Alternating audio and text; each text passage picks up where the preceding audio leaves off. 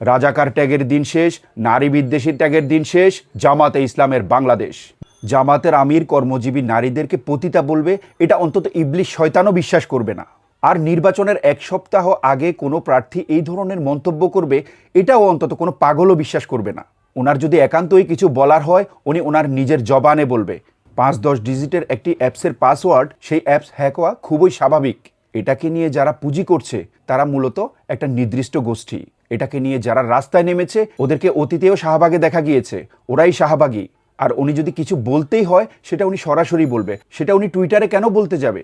জামাত আমির বলেছে যারা এই কাজ করেছে তাদেরকে চিহ্নিত করা হয়েছে, যারা সুকৌশলে এটি করেছে তাদের ব্যাপারে প্রমাণ পাওয়া গেছে। যেই কাজ তিনি করেননি সেই কাজের জন্য তিনি দুঃখও প্রকাশ করেছেন, তিনি নারীদের কাছে ক্ষমা চেয়েছেন। কত মহৎ মানুষ!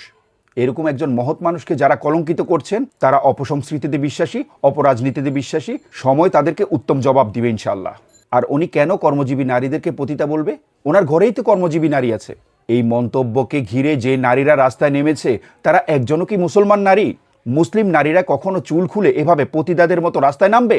এই সমকামী নারীদেরকে অতীতেও দেখা গিয়েছে, এরাই বারবার রাস্তায় নামছে। এরাই ইসলামের যে কোনো কিছু পেলে, ইসলামী ব্যক্তিত্বের কোনো কিছু পেলে সেটাকে ইস্যু করে রাস্তায় নামে।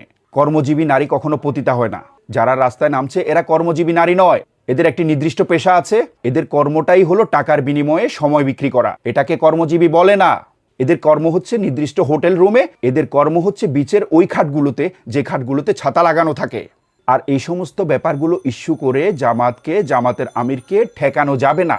জামাতকে ঠেকানোর জন্য যখন কোনো কিছু পাওয়া যায় না, শেখ হাসিনার তৈরি করা রেডি বুলি আছে রাজাকার, নারী বিদ্বেষী। রাজাকার ট্যাগের দিন শেষ, নারী বিদ্বেষী ট্যাগের দিন শেষ, জামাতে ইসলামের বাংলাদেশ। বাংলাদেশ জিন্দাবাদ, জামাতে ইসলামী জিন্দাবাদ।